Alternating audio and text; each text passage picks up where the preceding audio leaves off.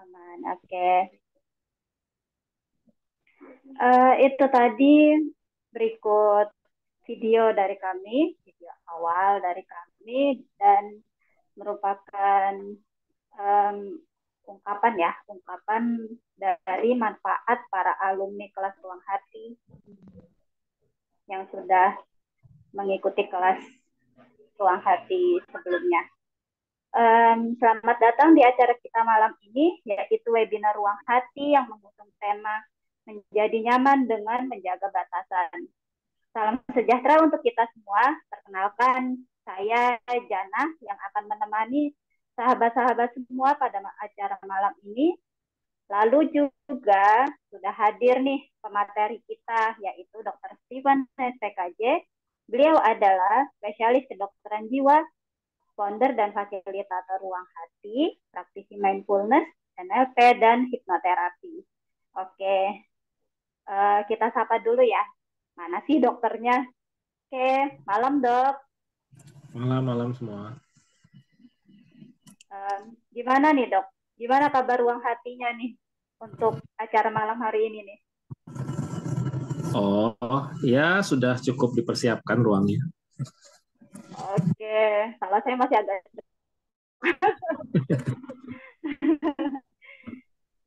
kabarnya sehat ya dok?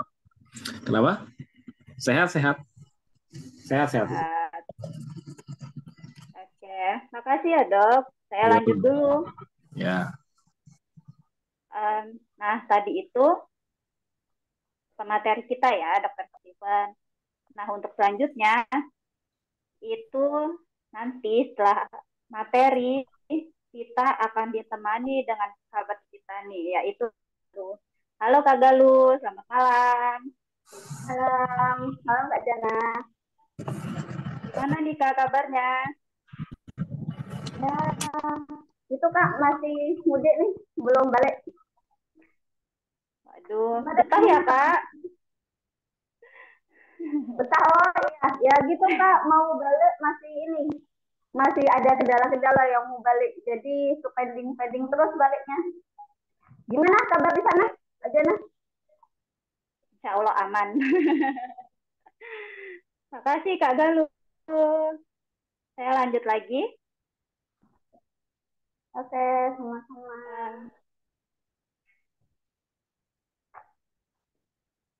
Lalu juga saya ucapkan terima kasih kepada teman-teman yang sudah berlapang-lapang untuk hadir di acara webinar malam hari ini.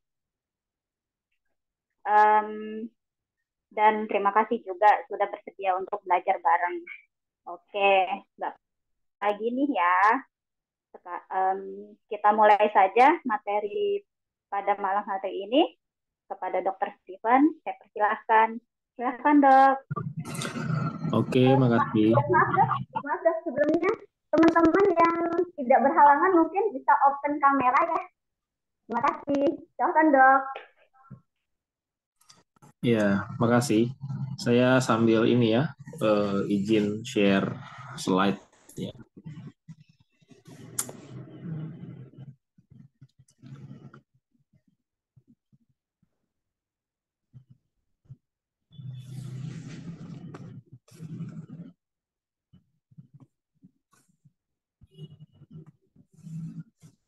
Slide saya terlihat di sana? Terlihat dok. Lihat ya. Oke. Iya, jadi hari ini kita akan belajar ini ya apa mengenai batasan ya. Jadi pentingnya kita memahami batasan. Ini topik yang mungkin jarang kita dengar gitu ya. Apa sih pentingnya batasan? Mengapa batasan gitu ya? Sedangkan kalau di luar mungkin kita sering dengar bagaimana kita melampaui batas-batas kita gitu ya. Bagaimana kita menjadi tidak terbatas. Nah, sedangkan di topik kali ini kita justru malah menghargai adanya batasan. Nah, sebelum kita masuk ke dalam materi, saya ingin mengajak teman-teman sekalian gitu ya untuk kita mengambil waktu jeda sejenak untuk kita pulang ya. Pulang beristirahat kembali ke diri kita. Untuk yang sudah pernah ikut di Ruang Hati mungkin paham ya caranya dan tinggal melakukan seperti yang biasa kita lakukan. Bagi yang baru ikut kali ini bisa mengikuti instruksi saya. Kita akan melatih untuk sekedar membawa perhatian kita yang mungkin sebelumnya kemana-mana. Saat ini kita bawa perhatian kita pulang ke rumah kita, yaitu ke diri kita sendiri, ke hati kita.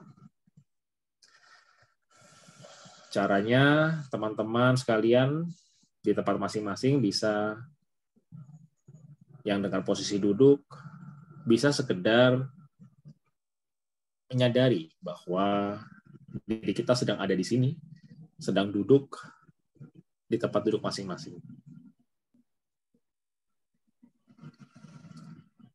Kita bisa perlahan-lahan menyadari sentuhan antara alas duduk dengan alas bokong kita.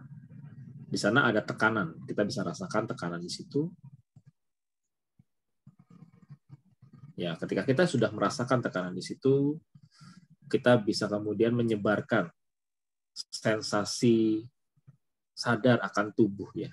Sadar akan bagian tubuh tersebut, kita sebarkan menyadari seluruh tubuh kita yang sedang duduk di sini. Mungkin pikiran kita ketika kita mencoba ini, pikiran kita kadang masih kemana-mana ya.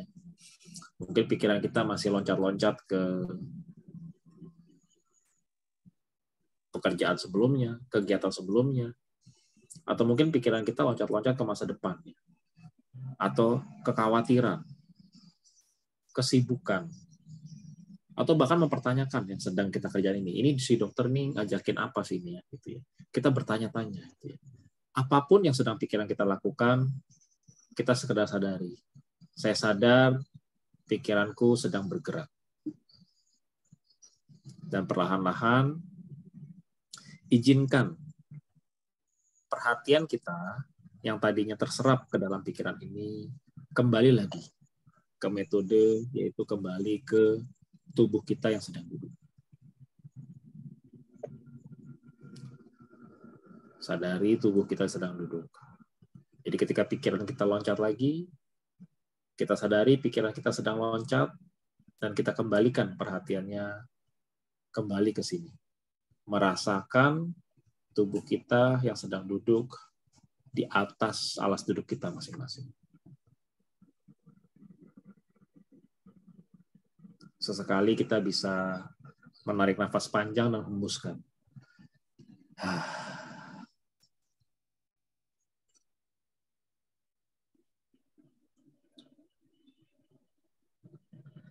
Hal ini seperti ibaratnya seseorang yang sedang habis berlari panjang, ya, habis berlari jauh, lelah, kemudian dia menemukan pohon rindang. Lalu dia duduk di bawah pohon rindang tersebut, dia menyandarkan tubuhnya pada batangnya yang besar, lalu dia menghela nafas.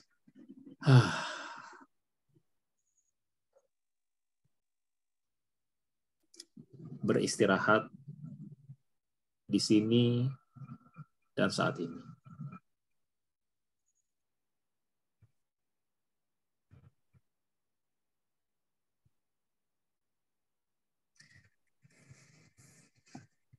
Jika kita bisa merasakan rasanya istirahat, sekedar nikmati saja. Nikmati rasanya sadar terhadap saat ini. Tubuh kita yang sedang duduk di sini.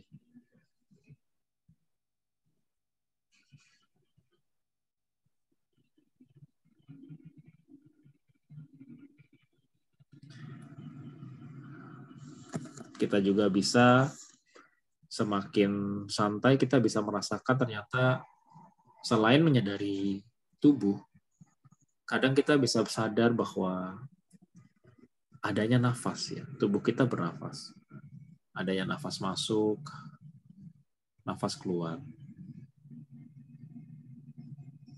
Ternyata tubuh kita selain dia ada di sini beristirahat, dia juga bernafas.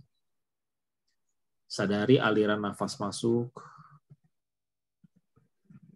lewat hidung, masuk ke paru-paru, dan kemudian sadari aliran keluarnya, kembali ke lingkungan.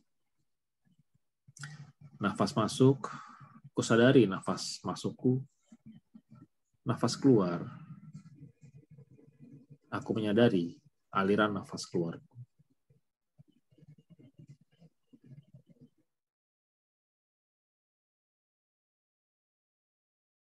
Oke.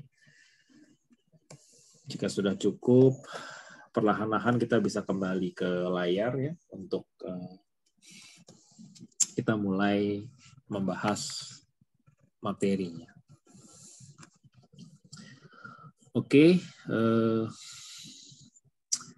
Jadi di layar ini sudah ada kontainer ya. Jadi saya pikir ini sesuatu yang di rumah kita masing-masing mungkin ada ya. Kalau yang tidak ada, mungkin kita tahu bahwa ini di supermarket juga kita bisa beli ya. Box container ya. Box container ini biasanya kita isi dengan barang-barang yang ingin kita simpan gitu ya. Berbagai jenis barang gitu. Entah buat pindahan atau sekedar untuk menyimpannya di suatu tempat di rumah kita yang mungkin barang-barang itu tidak akan kita gunakan tiap hari. Jadi kita simpan, kita tumpuk di dalam suatu box. Nah, yang namanya box kontainer itu kan ada ukurannya ya. Ada yang ukurannya 5 liter, 10 liter, 15 liter, 20 liter, tergantung ya. Semakin besar, semakin dia daya tampungnya makin banyaknya.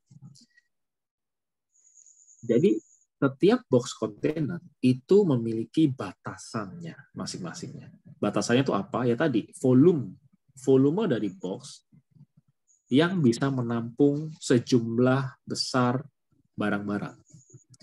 Jika anggaplah box kontainernya cuma menampung 5 liter gitu ya, sebuah box kontainer kecil. Bayangkan kalau dia kemudian dipaksa untuk menampung barang-barang yang volumenya adalah 6 liter. Maka box itu akan tegang dan bahkan mungkin akan hampir pecah gitu ya, jika dipaksa. Nah, itulah yang namanya batasan ya. Batasan itu adalah kapasitas maksimal dari sesuatu. Atau misalnya sebuah ruangan, kita kalau punya ruangan tidur, itu tembok-temboknya. Nah, itu adalah batasan-batasannya. Batas dari sesuatu disebut dengan ruangan. Semakin batasan itu kita geser semakin luas atau volumenya bertambah, maka dia semakin mampu menampung. Tapi kalau isinya diperbanyak juga, maka batasan itu juga akan tergang ya. Seperti box kontainer kecil tadi, kalau dia dipaksa diisi dengan banyak, maka batasannya pun akan tergang dan kadang hampir pecah gitu. Nah, kita kenapa menggunakan batasan ini? Karena batasan ini sebenarnya bisa kita pakai untuk memahami diri kita sendiri. Memahami diri kita sendiri, memahami relasi kita, bahkan memahami kehidupan kita. Di slide ini mewakili diri kita, terutama adalah hati kita. Kita bisa mengibaratkan hati kita itu seperti rumah gitu ya. Makanya kenapa tadi yang mengikuti panduan di awal tadi, kita pulang ke diri kita ya. Kita pulang ke hati kita. Hati kita adalah sebuah rumah. Mungkin kita berpikir bahwa kita memiliki rumah di tempat masing-masing. Tetapi banyak yang mungkin tidak merasakan esensi rumah. Jadi rumah itu mungkin hanyalah bangunan, tapi tidak merasakan hakikat dari rumah. Hakikat dari rumah adalah adanya tempat kedamaian, tempat istirahat, tempat dia bisa bersandar, dan tempat dia bisa berbaring dan pulih. Apakah kita memiliki tempat seperti itu? Dan apakah hati kita memiliki karakter-karakter seperti rumah? Apakah kita bisa pulang ke rumah hati kita? Atau justru kita takut sama diri kita sendiri? Atau justru mungkin kita tidak mengenal diri kita sendiri? Nah, ibaratnya rumah ya, jika hati kita ibaratnya rumah, maka dia memiliki ruangan-ruangan. Dia memiliki pintu masuk, dan pintu masuk itu akan tersedia ke berbagai ruangan dalamnya. Nah, di dalam hati kita ini, kita menampung begitu banyak pengalaman ya, baik pengalaman suka maupun duka ya, derita maupun bahagia. Hampir setiap pengalaman yang kita alami itu berdampak dan terhayati di dalam hati kita. Maka kalau kita bahagia, kita bilang bahagia hatiku. Kita sedih, kita bilang aku lagi sakit hati. Gitu ya. Segala sesuatu dalam sebuah pengalaman itu terkait di dalam hati kita. Nah, ibaratnya sebuah rumah, jika hati kita adalah sebuah rumah yang menampung begitu banyak pengalaman kita, maka sebuah rumah itu pasti memiliki ruang-ruang, ya, ruang-ruang dengan tingkat kedalaman masing-masing. Apa yang dimaksud dengan tingkat kedalaman? Jika kita lihat gambar di sini, ya, sebuah rumah itu di bagian paling depan itu ada yang namanya kebun atau bahkan pagar dulu, ya, pagar paling depan rumah. Orang sebelum bisa masuk ke rumah, dia harus melewati pagar, pintu pagar dulu. Setelah dia masuk pintu pagar, maka dia akan masuk ke area kebun. Dari area kebun, kalau dia mau masuk lagi ke dalam rumah, dia harus melewati teras. Dari teras, kemudian dia masuk ke ruang tamu. Dari ruang tamu, mungkin kalau dia masuk lebih dalam lagi, ada yang namanya dapur. Dari dapur, baru paling belakang seringkali adalah tempat tidur. Ya.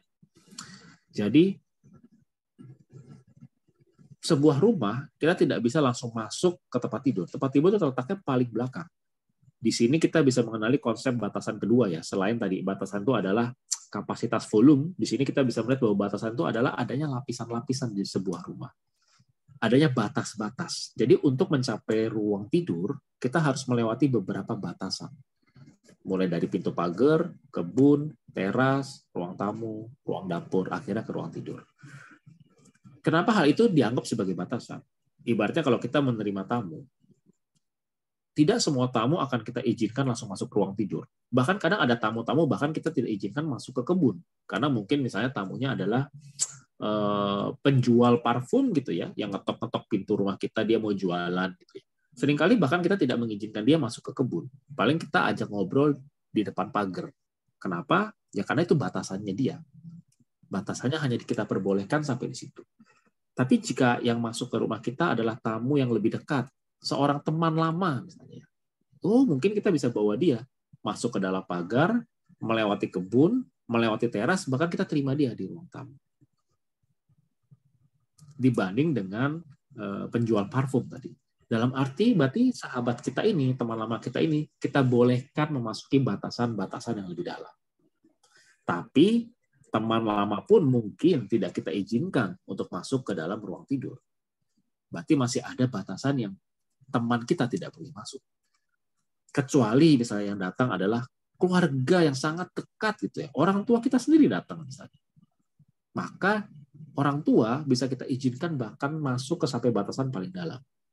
Misalnya sampai ke ruang tidur. Jika kita cukup baik ya otomatis relasi hubungannya dengan keluarga kita.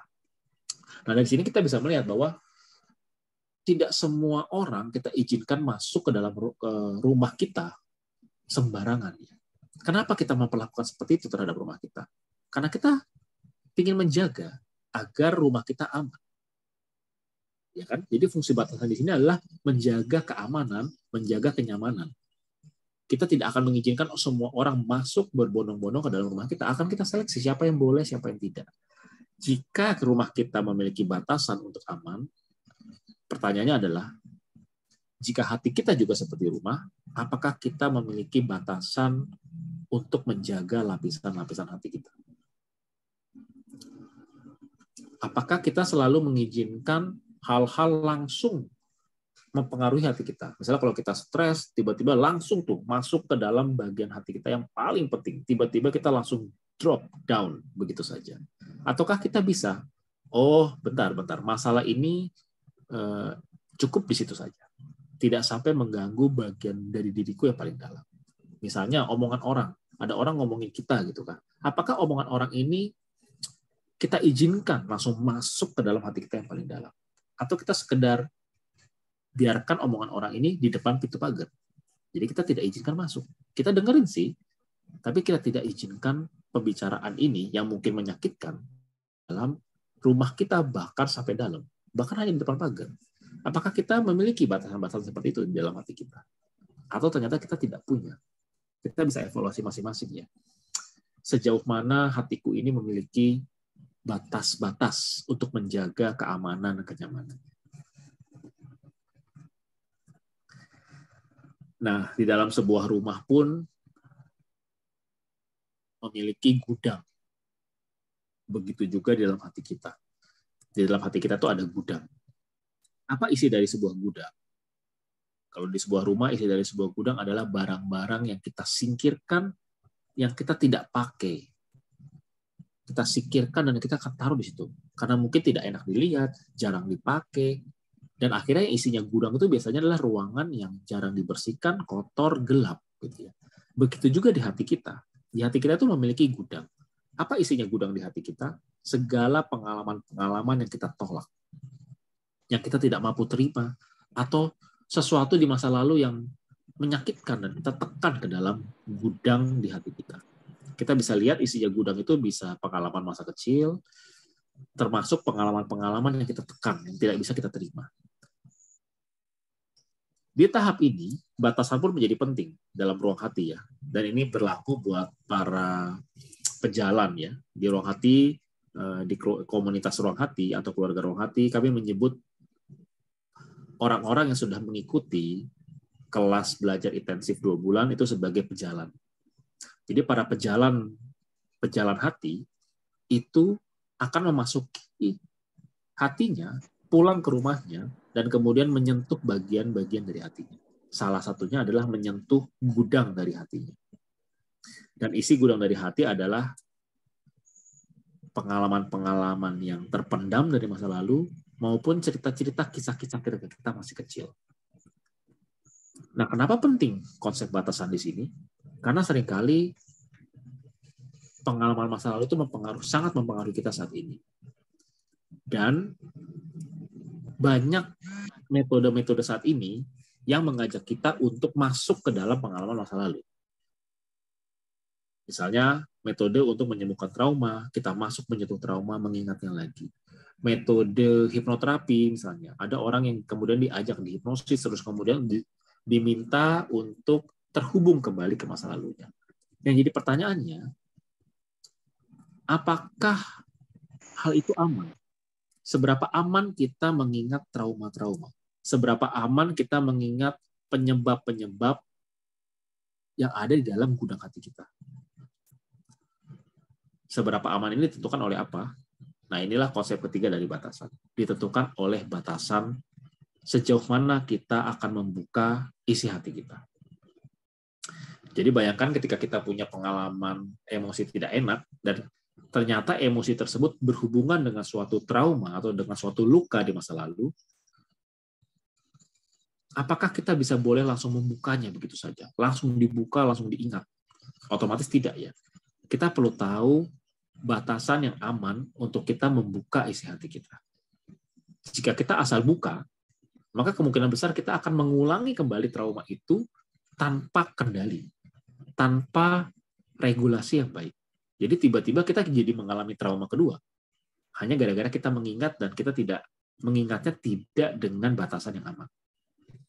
Nah, ini penting untuk kita yang terbiasa untuk mengenali diri, gitu ya, yang terbiasa berjalan ke dalam dirinya dan mengenali diri.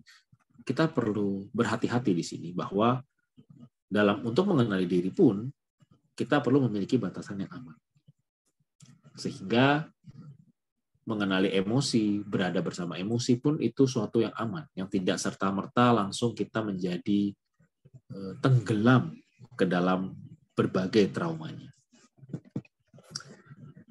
Nah, ini gambaran yang akan lebih jelas ya. Di sini mengenai botol ya. Botol dari kesehatan mental kita. Atau bahasa lainnya paling gampang saya samakan adalah botol dari hati kita, wadah hati kita. Itu ibaratnya seperti ini. Di gambar botol yang paling kiri, itu hati kita tersenyum karena beban yang ditampung itu hanyalah setengah dari wadah hati kita. Karena setengah berarti masih ada ruang kosong, masih ada ruang lega di sana. Maka kita bisa tersenyum, hati kita merasa lega, merasa damai, merasa tenang. Namun kadang kita tidak beruntung dan kita bergeser ke gambar di tengah, di mana ternyata wadah atau botol dari hati kita terisi penuh. Dengan apa? Mungkin dengan kesibukan, dengan kepenatan, dengan konflik, dengan masalah si ini, dengan si itu, dengan kebingungan terhadap diri kita, dengan kesepian, dan macam-macam berbagai masalah. Ketika masalah itu besar jumlahnya melebihi dari kapasitas botol atau wadah kita, maka akan seperti di gambar B di tengah ya. Kita akan merasakan duka, kita akan merasakan emosi-emosi negatif. Kenapa merasakan emosi negatif? Karena hati kita sesak. Ya. Yang tadinya hati kita lega, di sini hati kita sesak. Kenapa sesak? Karena batasannya terpaksa penuh, gitu ya. Menjadi penuh. Batasan yang paling ujung itu tertekan dia. Makanya timbullah ketegangan di sini. Nah, apa yang perlu dilakukan di ruang hati? Nah, inilah konsep batasan berikutnya yang juga perlu kita pahami adalah kita memperluas batasan. Sehingga menjadi ke gambar yang paling kanan, yaitu gambar C, kita bisa lihat ukuran volume dari wadahnya membesar. Ya. Lebih besar daripada wadah sebelumnya. Jumlah beban masalahnya sama. Tapi karena wadahnya membesar, maka hati kita kembali lagi terisi oleh ruang-ruang damai, ruang-ruang tenang. Meskipun masalah masih ada. Disinilah berarti batasannya meluas, volumenya meluas. Nah, ini menjadi penting untuk kita melihat ya ke dalam hati kita. Pernahkah ada saat-saat hati kita tuh terasa begitu sesak, begitu sempit gitu ya? Mungkin pada saat itu yang terjadi adalah beban masalah kita memberat, membesar, dan membanyak. Sehingga dia memenuhi sesaknya batasan hati kita. Maka apa yang perlu kita lakukan jika kita sering mengalami hal demikian? Yang perlu kita lakukan adalah bagaimana kemudian batasan hati kita ini kita latih untuk sedikit lebih luas, sedikit lebih lebar, sedikit lebih bisa menampung hal-hal itu. Sehingga kelegaan bisa kembali hadir, kedamaian bisa kembali hadir.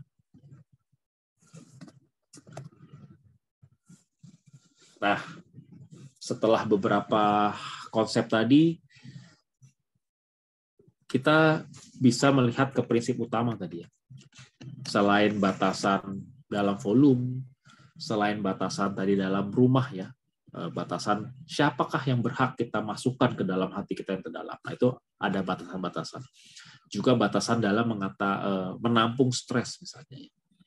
Juga batasan tadi dalam hal mengingat luka-luka masa lalu. Sebenarnya prinsipnya apa sih? Nah, perhatikan gambar ini. Gambar ini kadang seringkali dipakai untuk memotivasi orang, gitu ya. Ikan yang loncat keluar dari batasan akuariumnya. Gambar ini seringkali disebut sebagai, ayo, keluarlah dari zona nyamanmu. Keluarlah dari zona amanmu. Kejarlah yang lebih luas, gitu ya. Ibaratnya kayak kita tuh seperti ikannya yang di dalam akuarium yang terbatas, akuarium yang kecil, lalu kita diminta dobrak zona nyamanmu, dobrak zona amanmu, dan capailah lautan yang lebih luas dan tanpa batas. Ini seringkali dipakai untuk menyemangati kita mencapai sesuatu yang jauh lebih besar, mencapai sesuatu yang cita-cita yang jauh di sana. Makanya ada yang bilang, gapailah cita-cita setinggi langit, gapailah cita-cita sejauh-jauhnya. Nah, jadi pertanyaan gini, jika metafora ini adalah benar, maka ikan ini harusnya ketika dia loncat dari akuariumnya, dia akan merasakan kebahagiaan. Dia akan merasakan sesuatu yang jauh lebih luas. Semestinya begitu kan?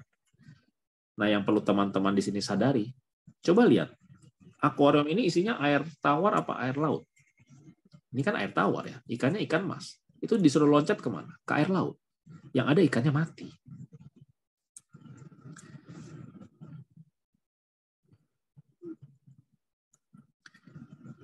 Di sini kita perlu sadari bahwa tidak serta-merta semudah itu kita, ayo lewati batasanmu, ayo lewati, lompati, gapailah cita-cita setinggi langit. Tapi kadang kita perlu juga menyadari sejauh mana batasan kita.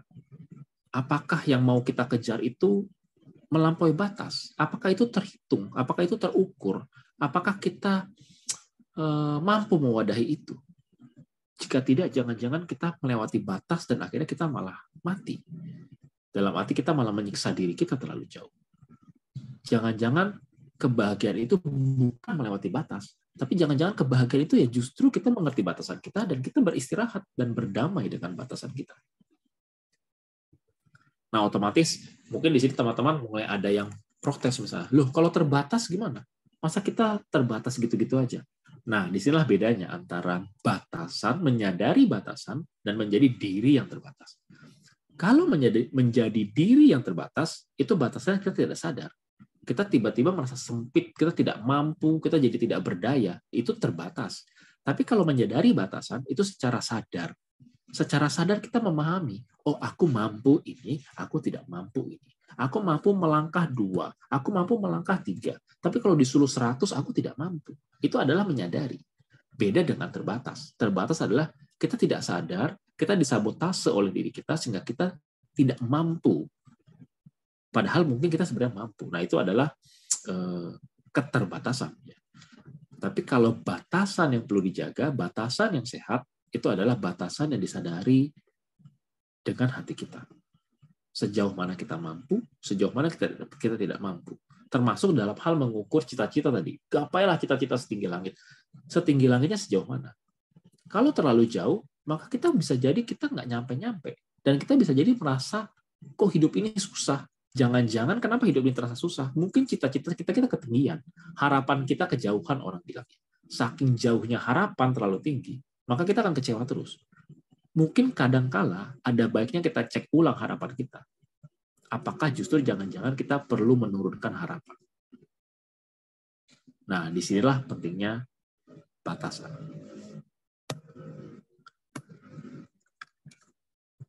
Ya.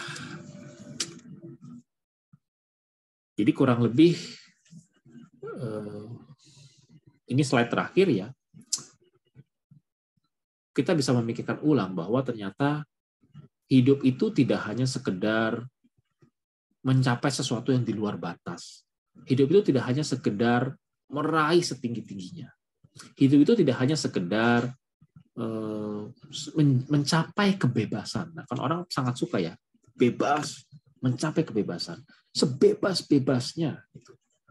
Tapi kadangkala saya mengajukan di sini, justru alih-alih kita sekedar berambisi menuju kebebasan, tapi bagaimana sekarang saya mengajak untuk kita menyadari batasan. Ada hal-hal yang kita tidak bisa begitu bebas. Ada hal-hal yang kita perlu sadar dengan batasan, karena disitulah kita bisa berlindung dengan aman dan nyaman. Kalau batasan kita pas, batasan kita sehat, maka kita tidak mudah terlalu melampaui batas. Termasuk kita juga bisa berhati-hati. Kita menyadari diri kita, oh aku hanya mampu sampai titik ini. Maka aku hanya akan melangkah sampai titik yang aku mampu. Di situ kita akan lebih nyaman dibanding kita memaksakan diri kita melampaui batasan. Sebelum ditutup, saya kasih contoh ya. Salah satu batasan itu paling simpel aja. Orang nge-gym ya. Orang yang suka nge-gym atau fitness gitu ya. Kan kadang ngangkat beban gitu ya. Bayangkan kalau dia tidak tahu batasannya dia ya. Tiba-tiba bebannya diangkat, beban yang berat melampaui batasan yang bisa dia angkat. Itu bukanlah membuat dia sehat ya. Malah mungkin ototnya bisa robek ya.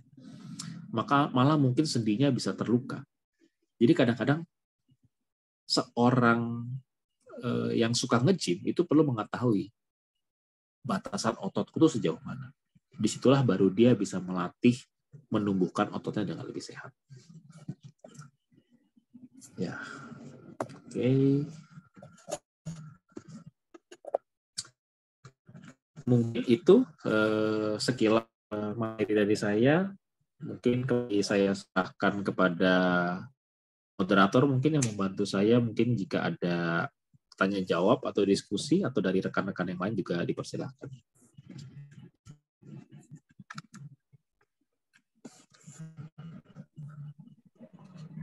Oke, makasih dok. Ya, bagi teman-teman ingin tes suara saya ya. Masuk, Mas. Oh ya, oke. Iya. Bagi teman-teman yang ingin bertanya silahkan ya. Boleh di kolom chat, boleh langsung juga boleh. Ya, jika ada yang ingin ditanyakan terkait materi batasan barusan ya, yang menjadi batasan.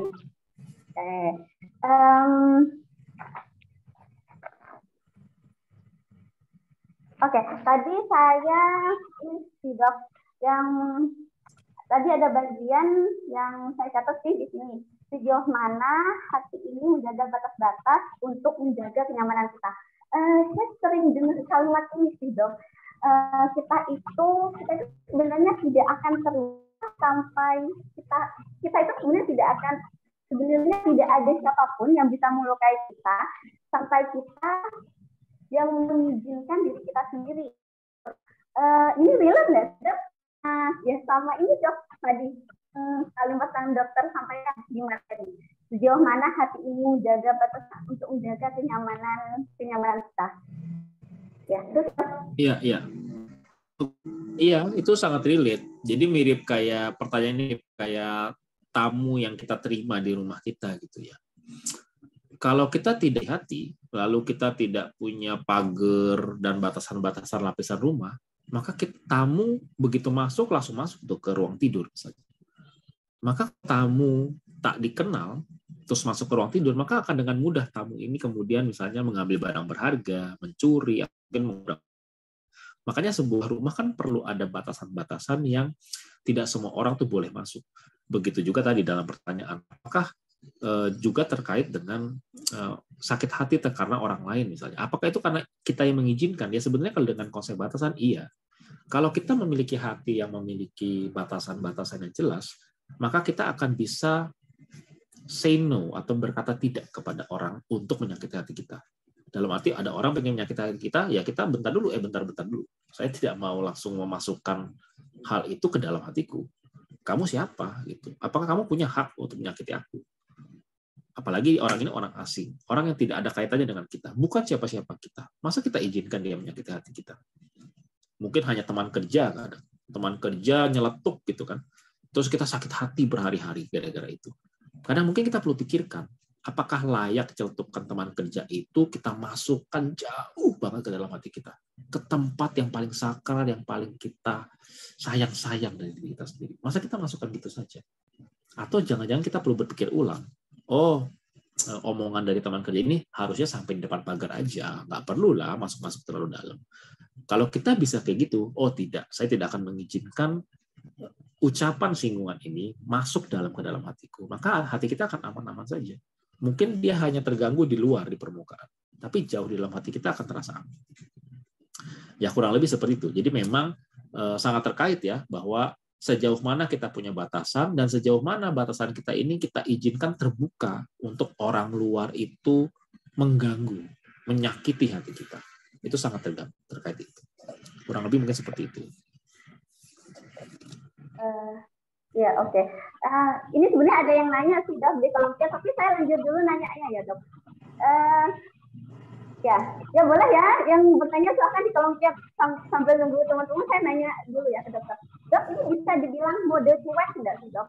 Jadi kayak dia mau menyakiti saya, tapi saya tidak akan izinkan nih karena dia bukan siapa-siapa nih buat saya. Jadi saya pakai mode cuek kayak gitu. Itu enggak sih Dok batasan itu? Jadi dia pakai mode cuek kayak gitu. Gitu enggak sih Dok? Iya. Kesannya mirip ya. Jadi bahkan kalau nggak salah ada juga konteks buku-buku atau bahkan tulisan-tulisan yang ngarah ke situ gitu. Cuek aja, slow gitu, atau bahkan bodoh amat gitu ya. Kekuatan dari bodoh amat misalnya. Kekuatan dari cuek gitu ya. Jadi kita tidak mikirin masalah, cuek bodoh amat. Sebenarnya itu mirip, tetapi berbeda ya. Berbeda antara menyadari batasan dengan cuek. Cuek itu tidak sadar. Cuek itu dia menolak ya. Menolak, dia nggak mau tahu. Aku nggak mau tahu gitu. Bodoh amat, aku nggak mau tahu. Tapi kalau menyadari batasan itu kita tidak menggunakan penolakan dalam arti tidak mau tahu. Tapi kita menolak untuk itu masuk. Tapi kita sadar itu ada. Itu ada di hadapan saya tahu itu ada, tapi saya tidak mengizinkan itu masuk. Tapi saya tahu, saya tempatkan itu hanya pada batas tertentu. Jadi kita tidak cuek. Ya. Kalau cuek itu perhatiannya hilang. Cuek itu kita membuang perhatian kita dari sesuatu hal tersebut. Aku tidak mau memperhatikan itu, tidak mau. Gitu. Itu ada penolakan di sana, itu ada sedikit kebencian ya atau penolakan terhadap hal tersebut. Sedangkan menyadari batasan itu kita tidak menggunakan kebencian, kita tidak menggunakan penolakan, tapi kita sadar hal ini saya tempatkan di situ saja, tidak masuk lebih dalam. Jadi kesannya mirip, tapi kalau kita pahami lebih dalam itu berbeda ya. Seperti itu. Oke, jadi kalau cuek kita tidak menyadari apapun ya, mungkin ini sama ya dok. Dengan melupakan dan memaafkan itu hal yang berbeda kayak gitu ya. Kalau memaafkan itu kita benar-benar ingat kejadiannya, tapi kita sudah baik-baik aja dengan kejadiannya. Tapi kalau melupakan ya udah saya lupakan, jadi tidak ada ingatan tentang kejadian itu. Tapi kita bilangnya udah saya maafkan, padahal kita ngelupain itu. Mungkin sama kayak gitu ya. Jadi cuek itu memang beda ya dengan tadi tidak mengizinkan gitu ya. Kalau tidak mengizinkan kita tahu benar nih ada kejadiannya, ingat benar ada kejadiannya, tapi saya tidak mengizinkan kejadian itu sampai saya pikirkan, ya kayak gitu ya dok ya. Tapi kalau cuek, ya saya tidak tahu, saya lupa itu, tidak ada kejadiannya kayak gitu. Tapi kalau menjaga batasan kayak gitu, saya ingat ada kejadian itu, tapi tidak saya pikirkan lebih jauh atau lebih lama. Gitu kali ya dok ya? Iya, benar. Jadi yang satu tidak sadar, yang satu bodoh amat, perhatiannya hilang, yang satu justru sadar penuh dan menata yang ini saya taruh di mana, yang ini saya taruh di mana. Karena dia menata, berarti ada batasan di sana. Ini batasnya cuma boleh sampai sini, yang ini cuma boleh sampai sini. Dia sadar penuh tentang hal itu, tapi dia tempatkan hal itu pada posisinya. Ya. Jadi kesadaran dan penempatan yang tepat sesuai batasannya itu adalah yang berusaha saya sampaikan. Berbeda dengan cuek. Cuek itu tidak sadar, dia nolak, dia nggak mau tahu, dia bahkan kabur dari hal itu. Aku nggak mau, dia kabur, dia pergi, dia denial mungkin, gitu ya. Dia run away, kabur, gitu, menghindari. Nah itu hubungannya dengan cuek dan bodoh amat, seperti itu. Oke, makasih dok. Ini sudah ada beberapa orang sih yang nanya. Saya bacain deh ya. Ini dari Kak Nur Fajar. Dok, bagaimana caranya memperluas batasan hati seperti contoh gelas A, B, dan C? Bagaimana caranya memperluas seperti gelas C? Itu dulu dok. Satu-satu ya dok. Silakan dok. Oke, bagaimana memperluas gelas gitu ya, atau wadah hati kita. Cara paling bukan cara sih, penjelasan sederhananya adalah kita belajar membuka hati kita ya. Kita belajar membuka lapisan-lapisan hati kita.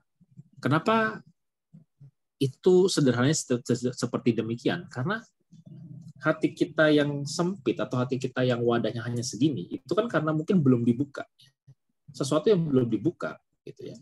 Itu seperti kerdus ya, kerdus yang masih kelipet gitu ya, belum dibuka, maka dia tidak bisa menampung banyak. Kerdus kalau masih rapat itu yang bisa dia tampung mungkin hanya selembar kertas. Tapi kerdus itu perlu dibuka, dibentuk sehingga dia bisa lebih luas. Nah, hati kita pun seperti itu. Kita ibaratnya rumah, kalau rumah itu masih tertutup, semua masih terkunci, maka kita nggak bisa memasukkan barang-barang apapun. Rasanya sempit untuk dimasukkan. Tapi kalau ruangan ini dibuka, ruangan yang lebih dalam dibuka, ruang itunya dibuka, maka dia bisa menampung jauh lebih banyak. Nah, hati kita tuh seperti itu. Dia lapis demi lapis, dan setiap pintunya bisa kita buka. Secara umumnya, secara sederhananya seperti itu ya. Semakin kita membuka lapisan-lapisan hati kita, maka otomatis wadah hati kita semakin luas. Karena sebenarnya dasar dari hati kita atau esensi dari hati kita itu luas banget. Kenapa kita terasa sempit? Ya karena dia terlalu banyak lapisan-lapisan yang menutupnya. Kita perlu buka. Itu jawaban paling sederhana ya. Nah, jawaban yang lebih tidak sederhana, ikuti pelajaran 2 bulan ruang hati ya. Ikuti, kerjakan PR-nya selama 2 bulan, berarti 8 pertemuan, maka di situ kita akan belajar step by step, mulai dari sesi 1, 2, 3, 4, sampai sesi 8 untuk mengenali diri kita, dan kemudian kita bisa kembali ya ke hati kita. Seringkali saya ngomongnya agak pelan karena ini suatu hal yang penting tapi kita sering lupa. Kita kadang sibuk dengan kegiatan kita sibuk dengan keseharian, kita sibuk dengan masalah, kita berusaha selesaikan dengan pikiran-pikiran kita, ini gimana. Tapi kita lupa untuk pulang ke hati kita. Kita lupa untuk tanya hati kita, gimana kabarmu? Selama kamu hidup, apakah kamu baik-baik saja? Ada apa di dalam sana? Itu kita sering lupa. Nah, pembelajaran selama 2 bulan nanti itu akan khusus masuk ke sana dan kemudian melihat batasan-batasan hati dan kemudian kita buka satu persatu. Mungkin itu yang bisa saya jawab ya. Oke, jadi kayaknya kalau pengen memperbesar wadah maka ikuti kelas ruang hati yang 2 bulan gitu ya, Dok. Karena tidak mungkin bisa dijelaskan dalam waktu ya kita paling maksimal sampai setengah 10 lah kayak gitu, dalam waktu 1 jam kayak gitu, karena prosesnya panjang kayak gitu ya. Itu ya Kak Nur ya. Jadi gitu sih cara memperbesar wadah, membuka lapisan-lapisan ada apa sih di dalam hati kita kayak gitu. Dan caranya bisa kita pelajari nanti di kelas ruang hati yang 2 bulan. Gitu. Terus berikutnya dari Kak Rizkon. Nah ini Dok, izin bertanya bagaimana agar diri kita tidak merasa kesepian atau merasa sendirian. Soalnya saya punya suami memberi saya kebebasan dalam mengambil keputusan, bahkan saya kemana-mana sendiri, padahal saya ingin ditemani sama suami. Bahkan mengurus dan mendidik anak saya pun merasa sendirian, tidak ada campur tangan suami. Soalnya suami saya ini orangnya cuek atau enggak peka, kayak gitu. Oke, silakan Dok. Oke, berarti kesepian karena justru hubungan dengan suami mungkin lebih sifatnya kayak renggang gitu ya. Renggang dalam arti suami memberikan kebebasan tadi ya, menggunakan kata kebebasan dalam arti diminta untuk mandiri, diminta untuk melakukan hal apapun sendiri. Jadi kayak disitulah jadi muncul kesepian ya, karena mungkin kalau saya melihat dari kasus ini mungkin ibu yang bertanya berharap bahwa ada suami di dekat ya, berharap adanya seseorang yang penting yang menemaninya. Ya mungkin di sini adalah suami. Sedangkan suami memberikan jeda atau tadi disebut dengan kebebasan, yaitu meminta untuk lebih mandiri. Makanya akhirnya harapan yang diinginkan yaitu adanya orang yang menemani ini tidak terpenuhi. Harapan yang tidak terpenuhi, kebutuhan yang tidak terpenuhi, otomatis menimbulkan emosi negatif, dan emosi negatif di sini adalah kesepian, gitu ya. Lalu pertanyaannya, lalu gimana ya? Lalu bagaimana nih?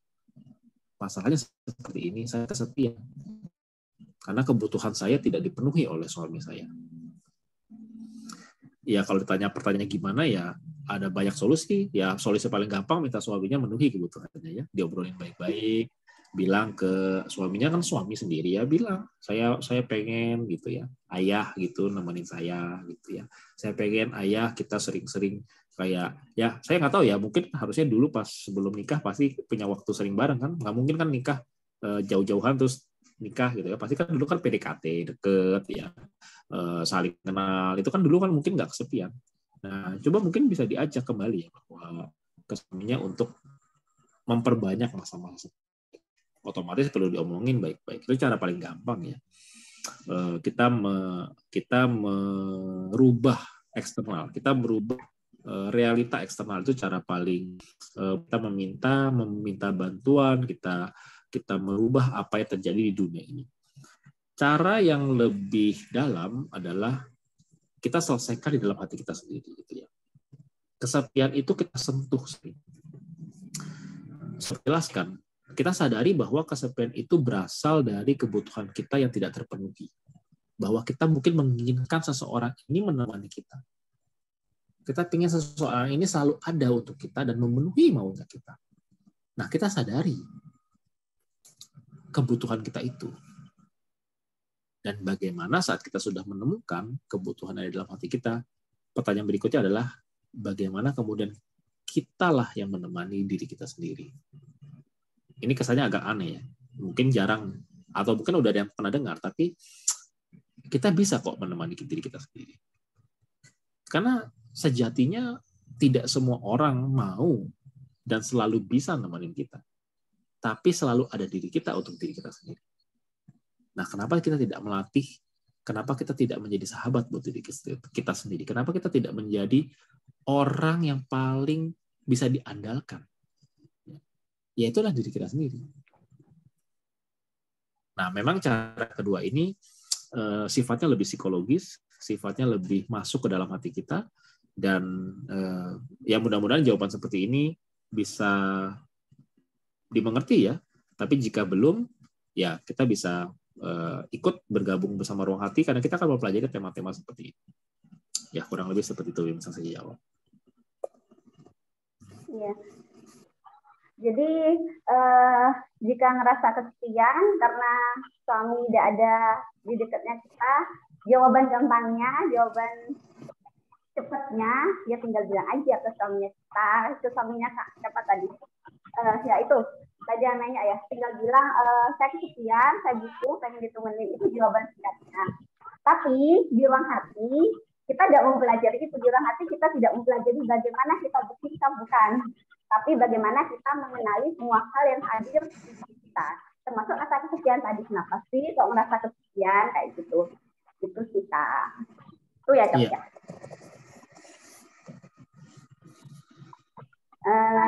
Terus, saya bacakan pertanyaan berikutnya. Semoga tidak ada yang kelewat ya. Nanti kalau ada pertanyaan yang ternyata kelewat saya bacain, bisa chat ulang. Oke, pertanyaan berikutnya, bagaimana caranya agar saya tak terluka dengan segala kekurangan suami karena suami saya anak yatim? Ya itu sih. Itu sih, Dok. Oke. Saya masih kurang paham ya, tapi saya mencoba memahami semampu saya dari pertanyaan itu ya. Jadi di sini kan kesannya karena supaya tidak terluka dengan kekurangan suami, dan kekurangan di sini dikaitkan dengan bahwa suami adalah anak yatim. Jadi saya sepertinya menangkap dari pertanyaan ini bahwa anak yatim atau sifat anak yatim atau identitas anak yatim yang ada pada suami itu menimbulkan kekurangan-kekurangan yang kemudian melukai ibu ya, sepertinya begitu ya saya tangkap dari pertanyaan ini. Jadi mungkin suami memiliki sikap-sikap tertentu atau perbuatan-perbuatan tertentu yang melukai, yang dikarenakan dia adalah seorang anak yatim. Yang saya tangkap kurang lebih begitu ya.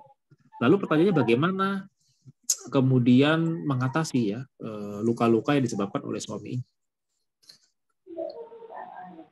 Ya, karena ini hubungannya adalah keluarga, apalagi suami istri pasti kan tiap hari ketemu gitu, atau cukup akrab, cukup sering, cukup intens.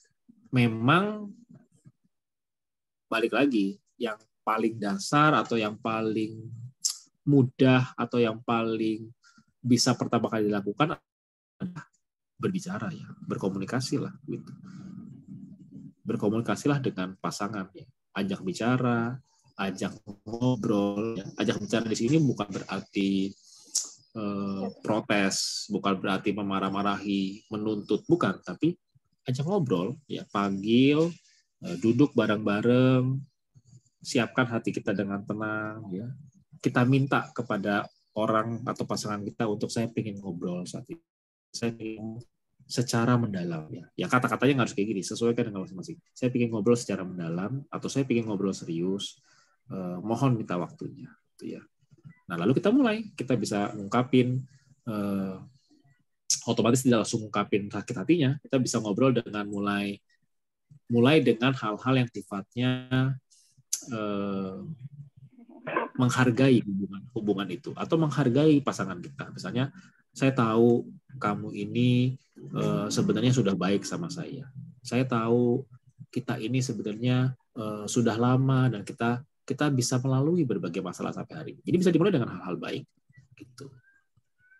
Lalu kita juga memberikan pujian gitu ya. Dan saya senang dengan hal itu. Dan saya cukup merasa nyaman dengan hal itu.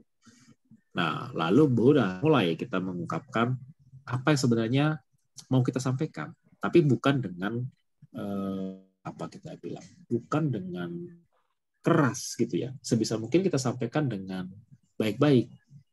Namun ada hal yang ingin saya sampaikan. Saya itu merasa misalnya tadi sakit hati, atau sakit hatinya diperjelas lagi apa sakit hatinya, misalnya saya merasa sedih pada saat apa, misalnya ada suatu kejadian ketika waktu itu saya melihat gitu, atau saya mendengar kata-kata yang kamu ucapkan seperti ini, saya sakit hati, saya sedih gitu.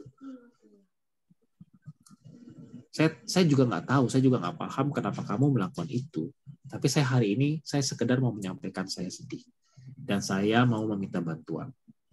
Tolong bantu saya. Karena kamu pasangan saya, tolong bantu saya. Udah, setelah itu izinkan pasangan kita untuk ngobrol. Izinkan pasangan kita untuk merespon. Jadi saya pikir komunikasi yang baik, ya, komunikasi yang dari hati ke hati itu bisa membuat masalah itu diselesaikan bersama. Karena kan pasangan itu tim ya. Pasangan itu kan partner ya, kerjasama. Kita kerjasama dalam segala masalah pasangan. Nah, untuk bisa kerjasama otomatis ya kita perlu berbicara dengan baik-baik. Nah, seringkali kesulitan saya juga gitu ya, seringkali, dan mungkin kesulitan kita semua adalah apa yang saya ngomongin tadi baik-baik itu pada kenyataannya tidak jadi seperti itu ya. Pada kenyataannya kita emosi ngomongnya. Kita nunjuk pakai jari. Kamu itu gini gitu. Nah, itu yang jadi masalah sebenarnya. Ya, jadi omongan saya itu kesannya memang itu terlalu ideal. Kenyataannya kita tidak semudah itu kita berbicara baik-baik. Nah, itu sebabnya makanya kita perlu latihan untuk mengenali dorongan-dorongan hati kita. Apakah kita semudah itu terperangkap, semudah itu didorong dan dipaksa untuk mengikuti emosi-emosi kita, atau kita belajar untuk memberikan telinga kepada hati kita ya, mendengarkan hati kita dengan lembut. Kemudian kita belajar mendengarkan orang lain, lalu kita sampaikan kelembutan. Jadi mengutarakan sesuatu itu dijagai oleh kelembutan, digawangi oleh kelembutan. Jadi kita tetap ucapkan, kita tetap sampaikan, tapi dijagai baik-baik. Karena hanya itulah yang bisa membuat komunikasi menjadi terhubung. Dan itulah yang disebut dengan komunikasi hati ke hati. Nah, ini sesuatu yang juga saya pikir tidak mudah dan jarang, dan bahkan saya sendiri juga kadang-kadang lupa gitu ya. Jadi kita semua perlu belajar bersama-sama di sini untuk berbicara dari hati ke hati. Oke, mungkin itu yang bisa saya sampaikan. Nah, cara mendengarkan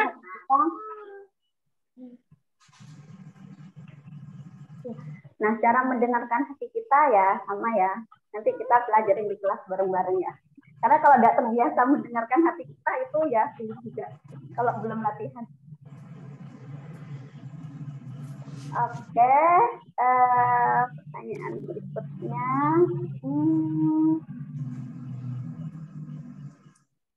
Selamat malam, izin bertanya, ada bahasa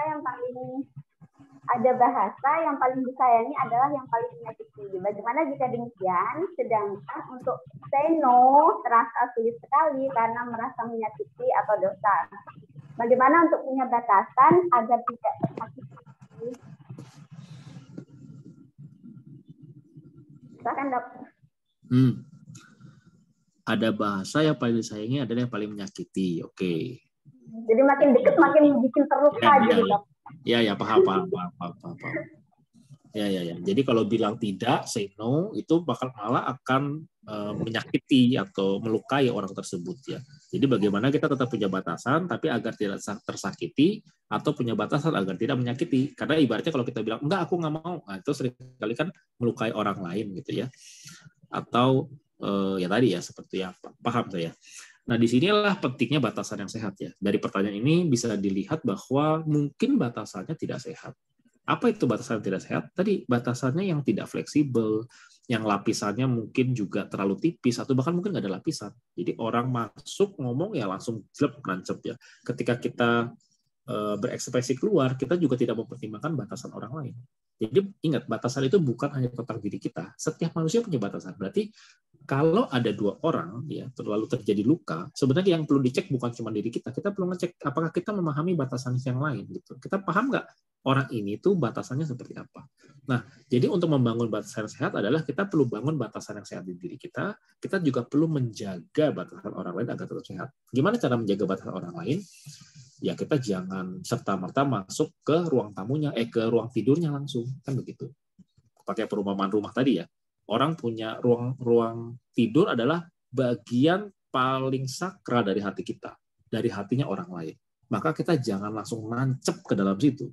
Kita perlu pelan-pelan, kita perlu ketuk pintu, kita perlu minta izin, kita perlu ya meminta bertamu. Jadi tidak langsung tiba-tiba langsung jebret gitu ya. Ya kalau kayak gitu kan otomatis kita melukai orang.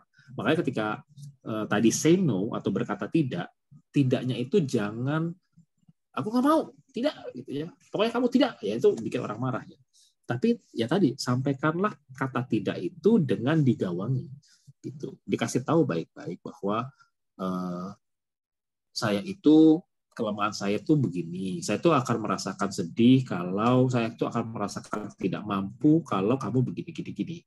Maka mohon maaf, untuk hal itu saya sepertinya tidak sanggup, saya sepertinya tidak bisa.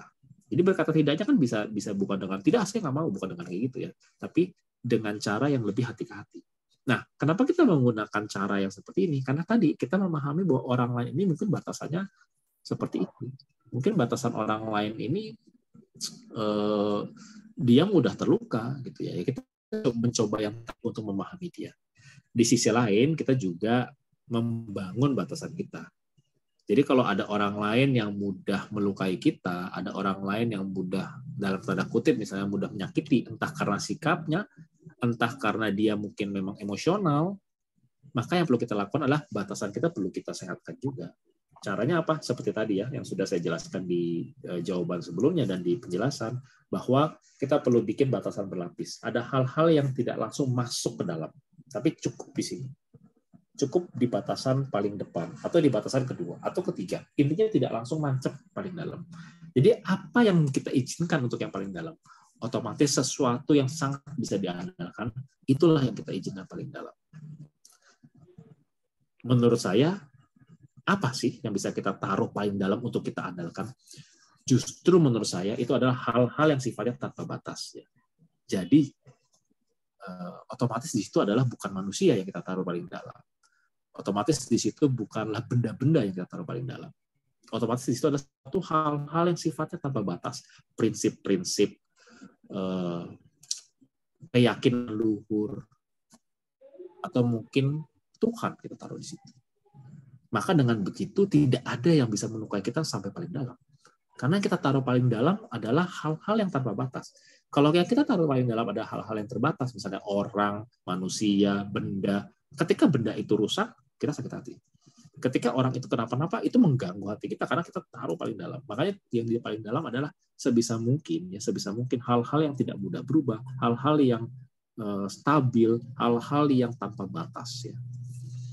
Nah, biasanya itu bisa nilai-nilai luhur, bisa ajaran agama, bisa Tuhan, yang kita taruh Tuhan dekat sama diri kita, itu kita akan atau spiritualitas ya, buat orang yang suka spiritual, atau cinta ya, kita taruh cinta itu bukan cinta yang tergantung, tapi cinta yang tanpa batas, itu kita taruh di ruang hati kita yang paling dalam. Maka itu menjadi tameng untuk yang lain tidak mudah masuk ya, yang lain cukup di permukaan saja.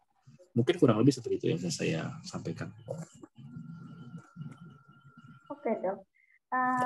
Mungkin ini ya. Tadi kan pertanyaannya gimana sih biar kita itu tidak mudah terluka dan tidak menyakiti, tidak melukai orang lain juga kayak gitu. Jadi mungkin dengan memahami batasannya kita, kemudian memahami batasan orang lain kayak gitu. Gitu ya dok ya. Jadi ketika kita tidak memahami batasan kita dan tidak memahami batasan orang lain, itulah yang sebenarnya membuat kita terluka dan mudah melukai orang lain, gitu ya dok. Betul. Mungkin izin ya dok, izin nambahin sedikit. Pakai contoh mungkin ya. Misalnya gini mungkin ya. Misalnya saya nih ya, saya ini kan kalau sama lawan jenis, saya punya batasan. Saya nggak suka nih kalau ada lawan jenis dempet-dempet saya mepet, duduk mepet kayak gitu. Tapi misalnya ada nih cowok yang dia itu pengennya mepet-mepet saya kayak gitu. Pengennya kalau duduk sama cewek, meskipun cuma temen, dia itu pengennya duduknya mepet aja kayak gitu. Nah, itu kan batasannya saya adalah, ya kalau sama lawan jenis, ya harus ada jarak kayak gitu. Tapi kan buat dia ya semua cewek itu ya sama, ya temen, dan nggak masalah juga kayak gitu kalau mepet-mepet kayak gitu. Nah, ketika saya memahami batasannya saya adalah saya tidak suka, tidak nyaman jika mepet-mepet sama cowok kayak gitu.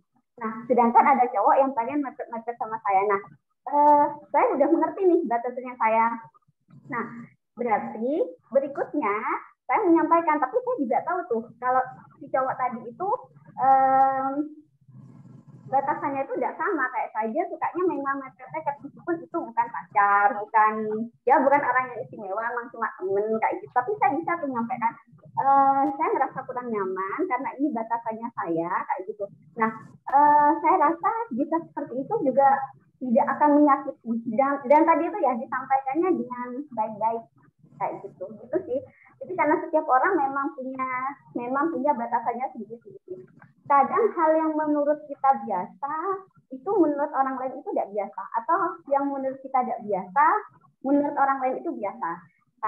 Contoh saya misalnya ya, saya itu suka kalau ketemu sama temen deket cewek kayak gitu, kalau ketemu peluk cium kayak gitu. Tapi kan belum tentu juga ya orang, meskipun itu teman dekatnya saya cewek kayak gitu, belum tentu juga dia merasa nyaman ketika saya memperlakukan dia kayak gitu. Belum tentu juga dia senang ketika saya peluk atau saya cium kayak gitu sih. Itu jadi agar kita tidak mudah terluka dan tidak mudah melukai orang lain, belajar memahami batasan kita, kemudian belajar memahami batasan orang lain. Oke, saya bacain pertanyaan berikutnya.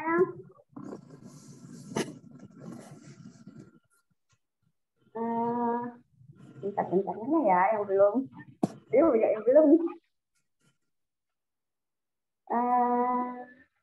Dok, izin bertanya, dengan keterbatasan, bagaimana kita tahu bahwa sebenarnya kita mampu, tapi kita ragu untuk melangkah karena rasa takut?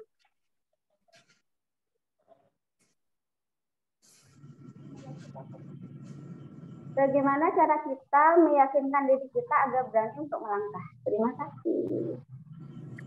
Oke. Ya, nah inilah yang sebenarnya terkait tadi ya, comfort zone atau zona nyaman, zona aman itu ya. Banyak ajaran yang mengatakan untuk kita harus lampaui zona nyaman kita gitu. Kita harus tadi ya seperti ikan yang di dalam akuarium disuruh loncat keluar ya. Gapailah lautan misalnya. Jangan berhenti di akuarium saja. Nah, sebenarnya yang disampaikan di situ adalah terkait keterbatasan atau benar tadi keraguan, pembatasan diri, sabotase diri, rendah diri gitu ya. Segala hal yang membuat kita tidak bisa maju. Kalau itu benar, itu memang perlu dirawat, perlu diolah sehingga kita tidak dibatasi oleh keterbatasan kita gitu ya. Itu benar. Tapi yang perlu kita sadari juga, selain mengolah keterbatasan, kita juga perlu merawat batasan yang sehat. Maksudnya merawat batasan sehat adalah yang mau kau raih itu masih dalam zona amanmu, masih dalam kapasitas batasanmu tidak? Atau jangan-jangan itu melewati batasan. Tadi seperti ikan dari akuarium, semangat, kita harus keluar, kita harus capek, loncatnya ke laut. Masuknya ke air asin gitu ya. Maksudnya di sini adalah kita masuk ke daerah-daerah yang kita sebenarnya melewati batasan kita ya. Yang ada bukannya mencapai sesuatu yang lebih bahagia, yang ada kita stres di situ. Kita menjadi terperangkap dalam situasi-situasi yang membuat kita tidak aman, yang membuat kita Jadi situasi itu melanggar batasan kita. Karena dia melanggar batasan kita, kita langsung menderita pada saat itu. Nah, itu yang perlu diukur juga. Jadi dua hal tadi ya, kita perlu membedakan antara keterbatasan diri dengan batasan. Ya. Keterbatasan itu sesuatu yang tidak kita sadari. Itu membatasi diri kita. Kita nggak mampu ini, nggak mampu itu, tapi kita nggak sadar bahwa kita tidak mampu. Kita pikir ya kita mampu, atau kita pikir ya gimana, kita nggak tahu caranya. Itu keterbatasan. Kalau itu perlu dirawat, perlu ditumbuhkan, perlu ditemani, bahkan kalau perlu diberikan dukungan dan pelajaran sehingga keterbatasan itu bertumbuh, tidak lagi menjadi keterbatasan. Nah, yang kedua yang perlu dijaga juga adalah yang perlu dirawat atau ditumbuhkan adalah batasan yang sehat. Yaitu adalah ketika kita ingin bebas, ketika kita ingin mencapai sesuatu, jangan semena-mena gitu ya. Jangan asal pokoknya saya mau bebas, saya nggak mau tahu. Apapun saya hajar gitu kan tadi. Saya pokoknya ingin keluar dari zona batas ini. Saya ingin mencapai lautan seberang. Ya itu kadang-kadang sejauh mana kamu ingin mencapai gitu ya. Jangan-jangan kita nggak tahu dan kita melanggar batasan-batasan yang sebenarnya kita tidak sanggup. Akhirnya kita tenggelam di sana. Kita nggak persiapan, kita ingin mencapai lautan, tenggelam, mati. Nah itu, jadi ada dua hal ya. Bedakan antara keterbatasan dengan mengetahui batasan kita itu sejauh mana. Mungkin kurang lebih itu.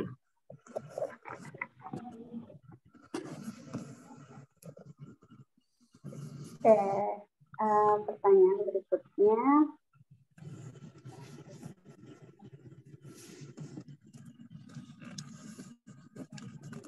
Dok mau tanya, Dok, saya kan punya ponakan, nah ikut saya, anaknya kan dalam tanda kutip nakal.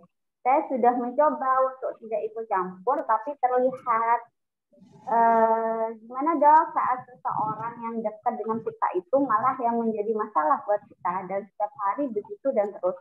Rasanya kalau ditahan itu malah sakit. Akhirnya saya mencoba cuek, tapi tetap aja susah. Saya yang harus lapang dada, apa harus cuek aja, atau gimana ya Dok? Kayaknya harus ikut kelas senang hati ya Dok? Iya. Anaknya kan dalam tanda kutip nakal, mencoba tidak ikut campur, tapi terlihat. Oke.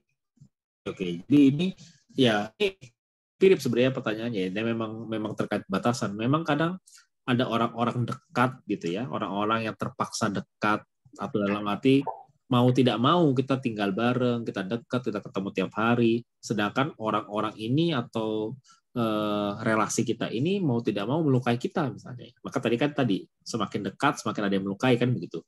Biasa orang yang paling mudah melukai ya orang yang paling dekat. Ya orang yang jauh nggak kita kenal ya nggak gampang melukai kita ya. Coba kalau kita di tengah jalan gitu kita nggak kenal gitu kan, bahkan pakai bahasa yang kita nggak tahu gitu kan, ngatain kita, maki-maki kita mungkin malah bingung, kita malah ketawa ya, kita malah lucu ya gitu ya. Tapi bayangkan kalau yang maki-maki kita orang dekat gitu ya, orang yang kita sayang, bahwa itu terluka banget rasanya. Jadi memang benar ya, itu seringkali terjadi seperti itu ya, orang-orang dekat itu mudah melukai kita. Lalu pertanyaannya gimana? Ya kalau terkait batasan itu memang cek batasan kita ya. Cek batasan kita, apakah terlalu longgar kita mengizinkan orang ikut campur ke diri kita, orang masuk ke hati kita, atau sebaliknya. Ya, kita tidak memahami batasan orang lain. Kita tidak memahami apa yang sebenarnya mampu dia terima, apa yang tidak mampu dia terima. Nah, biasa benturan itu terjadi di situ. Kita nggak paham batasan kita tidak paham batasan orang lain. Kita langgar dia atau dia yang melanggar kita.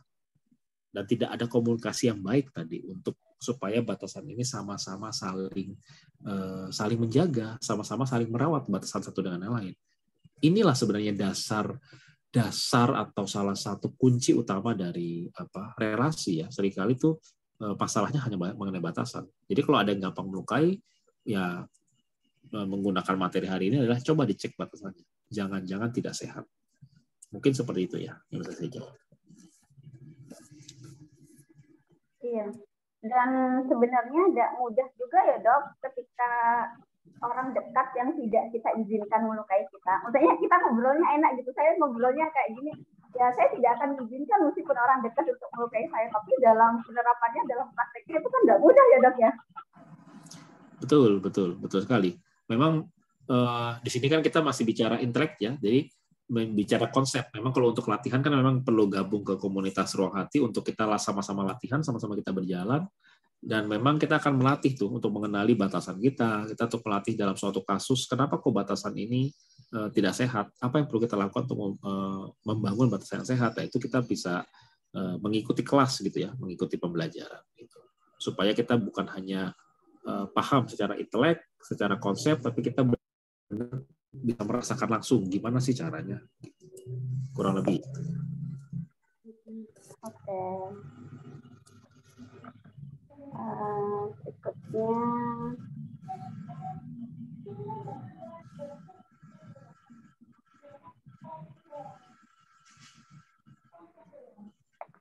Hai Pak Dokter, ini hal menarik. Aku udah memperluas batasan-batasanku, tapi entah mengapa masih aja ada beban-beban yang dimasukkan terus-menerus. Jadi biarpun diperluas, dia tetap menumpuk.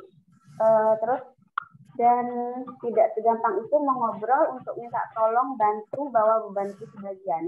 Dan akhirnya si pemilik botol ini kedik dan susah untuk mengungkapkan sesuatu. Akhirnya si botol penuh lagi dan membludak. Seringkali aku berbicara lembut dan endingnya berantem. Ya, itu.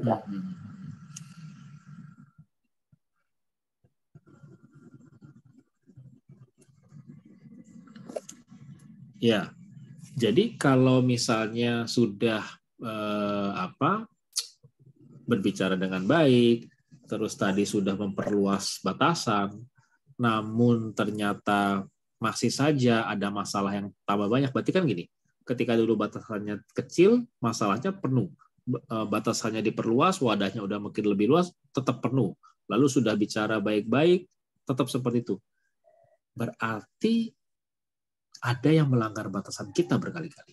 Ya, berarti kita mengizinkan tadi ya, kita mengizinkan orang ini, kita sudah menjagai batasan kita, tapi ternyata orang ini masih melewati, masih melanggar, masih nambahin terus dan lagi dan lagi dan lagi. Di sini ya berarti ada seseorang yang tidak menghargai, ada seseorang yang tidak menghargai, tidak mengenali, dan tidak memahami batasan kita. Oleh karena itu apa yang perlu kita lakukan? Ya kita kasih tahu dia gitu. Mohon maaf batasan saya seperti ini. Dan kita perlu tegas, kita perlu bicara baik-baik, namun sekaligus tegas ya. Kalau sampai itu terjadi berkali-kali, berarti mungkin perlu mulai ada ketegasan. Jadi kalau di awal-awal kita bicara baik-baik, masih begitu kita baik-baik, masih begitu kita berikan penekanan. Jika orang ini sangat bebal, maka ada saatnya kita perlu sangat tegas bahwa kita tarik garis no is no, gitu ya. Jadi tidak adalah tidak. Ya. Jadi jika di awal dibicarakan baik-baik, kita bicara dengan say no, tapi dengan cara baik bahwa saya tidak suka, saya tidak mampu, dia tidak mau dengar, maka kita perlu meningkatkan ketegasannya. Mungkin titik terakhir kita boleh ngomong tidak, saya tidak mau. Jadi benar-benar pasang pagar pembatas. Tapi sekali lagi ini terakhir ya. Kalau ini taruh di awal, yang nggak sehat kitanya. Ya. Kalau kita taruh ini di awal yang nggak sehat kitanya. Tapi kalau terakhir, kenapa kita taruh terakhir? Karena mungkin kita sudah berusaha baik segala macam. Ada orang-orang yang masih terus menggedor pintu kita. Maka kita harus tegas. Mohon maaf, tidak. Nah dengan begitu kita bisa menjaga supaya rumah kita tetap aman. Ini nggak mudah ya. Buat orang yang tidak bisa tegas ini nggak mudah. Itu karena ada orang-orang yang kadang suka nggak enak hati, apalagi sama orang dekat ya, apalagi sama keluarga atau sama teman dekat. Kita kadang saking nggak enak hatinya kita nggak berani ngomong tidak. Ya, kita udah ngomong tidak dengan cara lembut aja kita kadang merasa besar. Aduh, tadi saya melukai dia nggak gitu. Nah, itu tandanya kita sebenarnya tidak punya batasan yang sehat. Ya. Kita perlu punya batasan yang sehat. Batasan sehat itu bukan berarti batasan yang keras ya, tapi sehat. Sehat itu tidak harus keras. Sehat itu tidak harus tertutup. Tapi sehat itu sesuatu yang ditempatkan pada posisinya, yaitu ya definisinya. Batasan sehat adalah batasan yang bisa membatasi sesuatu pada posisinya. Dia tidak harus keras, tidak harus dingin, tidak harus tertutup. Ya. Jadi batasan itu tidak harus begitu. Tapi dia bisa menempatkan kalau ini posisinya di sini, ya ini di sini. Seperti itu. Mungkin itu bisa saya jawab.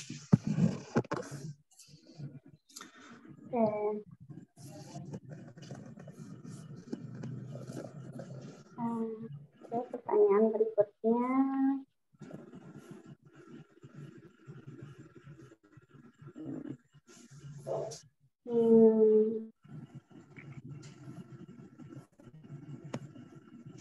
Malam semuanya, izin bertanya, Dok, bagaimana cara menjaga batasan kita untuk mengurangi rasa peduli kita ke keluarga, teman, dan orang lain?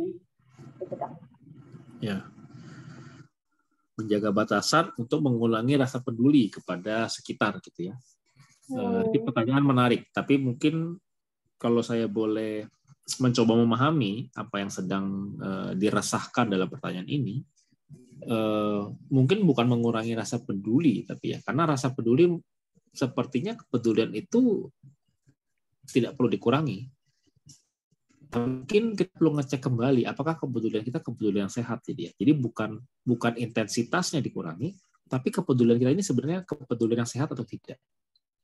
Nah, benar, kepedulian sehat adalah kepedulian yang dikaitkan dengan batasan. Jadi kepedulian itu perlu stabil. Kepedulian itu bukanlah kepedulian yang sifatnya sensitif. Jika kepedulian kita adalah kepedulian sensitif, maka kepedulian kita itu tidak aman ya. Kita pedulinya itu peduli dengan reaktif. Kita pedulinya dengan meluap-luap. Jadi ketika kita peduli itu kita peduli tapi kita tidak tahu menjaga supaya gimana caranya peduli tapi sehat. Jadi peduli begitu orang lain tidak menerima kepedulian kita sakit hati. Kita peduli begitu orang lain ternyata sudah dipedulikan tapi dia masih begitu-gitu aja, kita sakit hati. Kita peduli lalu kepedulian kita tidak diterima gitu ya. Orang lain tidak mau mendengarkan kepedulian kita sakit hati. Berarti sebenarnya itu bukan kepedulian yang sehat ya. Kepedulian sehat adalah kepedulian yang cukup stabil, kepedulian yang cukup kokoh, kepedulian yang cukup utuh. Maksudnya gimana? Ya kita peduli, tapi kita tidak mudah goyah. Jadi kalau kita mudah goyah, begitu kita peduli, maka sebenarnya kita belum peduli sama diri kita. Kita masih goyah kok udah mikirin orang lain. Kita masih goyah kok udah pengen peduli sana, peduli sini. Jadi begitu ditolak, kitanya yang goyah, kitanya yang kehilangan posisi. Berarti mungkin kita perlu ngecek ke diri kita dulu. Ya, kita perlu peduli dulu terhadap kepedulian kita. Nah, itu kan menarik ya. Kita perlu peduli dulu terhadap sikap kita untuk peduli. Jangan-jangan sikap kita untuk peduli didasari oleh sesuatu yang mudah goyah. Jadi ketika kita peduli, ditolak, marah. Ketika kita peduli, nggak diterima, marah. Dan segala macamnya. Berarti kita perlu ngecek, apa sih dasar kita peduli? Apakah aku peduli ini untuk kepentinganku atau benar-benar untuk orang lain? Apakah aku peduli ini, aku cukup kokoh? Apakah aku sudah peduli sama diriku sendiri? Kalau kita sudah cukup kuat, ya ibaratnya tiang dari peduli itu cukup kuat, maka kepedulian kita ya kepedulian yang kokoh. Kalau orang nggak terima ya nggak apa-apa dong. Aku hanya peduli, ya kalau dia nggak mau ya nggak apa-apa juga. It's okay. Aku peduli lalu ditolak ya nggak apa-apa juga. Kan nggak rugi aku kalau ditolak kepedulianku. Nah jadi kita perlu cek tadi kekokohan tiang dari kepedulian kita ya. Katanya masih goyah. Nah, yang kedua terkait batasan tadi, batasan ini diterapkan dengan kapasitas kita untuk peduli sama orang. Jadi kadang ada orang yang peduli sama orang lain itu melebihi kapasitasnya. Dia lebih mencintai orang lain dibanding mencintai dirinya. Dia lebih menyayangi orang lain dibanding menyayangi dirinya. Akhirnya dirinya kurang, dirinya kosong. Ibaratnya kayak orang punya gelas terisi setengah gitu ya. Orang lain gelasnya terisi setengah, tapi dia peduli, aduh kasihan ya orang lain gelasnya cuma setengah, lalu setengahnya dia dituangkanlah ke orang lain karena peduli. Tapi kan gelasnya jadi kosong. Nah, jadi disinilah kita perlu kepedulian yang sehat. Jadi ya, bukan kepedulian itu bukanlah berkorban mati-matian. Kepedulian itu adalah kita tumbuhkan diri kita. Ketika kita punya kelebihannya kita bagikan ke orang lain. Jadi itulah kepedulian yang sehat. Itulah kepedulian yang kita sesuaikan dengan batasan kita. Kurang lebih seperti itu yang saya jawab. Oke. Jadi kepedulian yang sehat adalah kepedulian yang tidak menyakiti diri kita gitu ya Dok. Kalau kita peduli sama orang lain tapi kemudian kita merasa tersakiti ketika orang lain ternyata tidak menerima rasa pedulinya kita, berarti itu kemungkinan kepeduliannya tidak sehat gitu ya Dok. Iya. Kemungkinan tidak sehat dan kemungkinan kita belum peduli sama diri kita sendiri. Gitu. Bisa jadi di balik kepedulian itu sebenarnya ada rasa kosong, ada rasa goyah, ada diri yang rentan gitu ya, makanya gampang goyang. Makanya kita perlu cek dulu nih dirinya. Kita peduli dulu dengan yang ini. Kalau kita sudah peduli, maka ini tiangnya jadi kuat. Begitu kuat, kepedulian kita lebih kuat. Dalam arti kepedulian itu bukan untuk berkorban. Kalau berkorban berarti kita rentan gitu ya. Kitanya rentan, udah rentan kita berkorban. Itu kepedulian yang salah gitu. Karena dengan kita peduli, kita jadi korban juga. Bayangkan, ada kita kasihan ya sama korban di sana, lalu kita peduli ke dia, tapi kita jadi korban, jadi dua korban nantinya. Jadi kita selamatkan diri dulu, dalam arti kita yakinkan memang kita mampu nolong, kita peduli sama diri kita, setelah kepedulian kita berlimpah, kita bagikan ke orang lain. Baru disitulah kita bisa jadi penolong yang sebenarnya. Jangan sampai kita penolong, tapi kita sendiri korban. Itu sih. Jadi mungkin begini ya dok ya, sebelum kita peduli sama orang lain, ya pedulilah ke diri sendiri. Sebelum kita bilang sayang ke orang lain, sayang dululah ke diri sendiri. Gitu ya dok ya mungkin. Ya betul. Makanya banyak orang yang peduli sama orang lain, tapi sebenarnya ya dia tidak mampu peduli ke diri sendiri ya gitu. Ibaratnya ke orang lain selalu baik gitu ya, baik, tapi ke diri sendiri tidak bisa baik. Itu tandanya sebenarnya kepeduliannya tuh rapuh ya. Dia tidak punya dasar yang kuat dari kepeduliannya. Gitu. Oke. Pertanyaan berikutnya.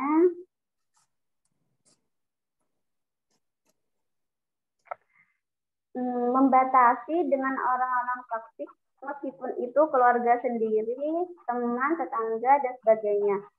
Karena kebahagiaan atau kesedihan bukan tanggung jawab mereka atau sebaliknya. Apa ya ini? Iya. Jadi yang saya coba pahami dari sini adalah intinya ini ya, membatasi dengan sekitar ya. Jika orang-orang itu toksik ya, termasuk jika itu adalah keluarga maupun tetangga gitu ya. Karena kebahagiaan dan kesedihan adalah tanggung jawab pribadi, maksudnya gitu kan, bukan tanggung jawab mereka, tapi tanggung jawab pribadi.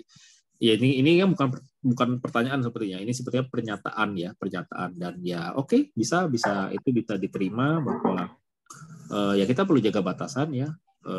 Kalau memang sudah terbukti toksik ya. Jadi kalau memang keluarga kita atau sahabat kita terbukti toksik ya kita perlu membangun batasan.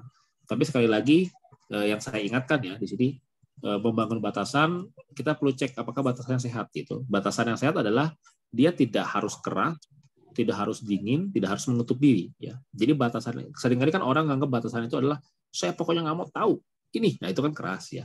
Atau dingin ya, dingin banget, nah, itu batasan tidak harus begitu. Atau menutup diri ya, saya tertutup itu kita pikir bahwa itu kita membangun batasan, padahal itu sebenarnya bukan batasan yang tepat ya. Batasan itu tidak harus keras, dingin, tertutup ya. Batas itu intinya hanya menempatkan pada posisinya. Ya, tidak reaktif ya. Dia hanya menempatkan. Mohon maaf, saya tidak bisa kalau itu. Sesederhana itu ya. Tidak harus keras, tidak harus dingin, dan tidak harus menutup diri. Seperti itu.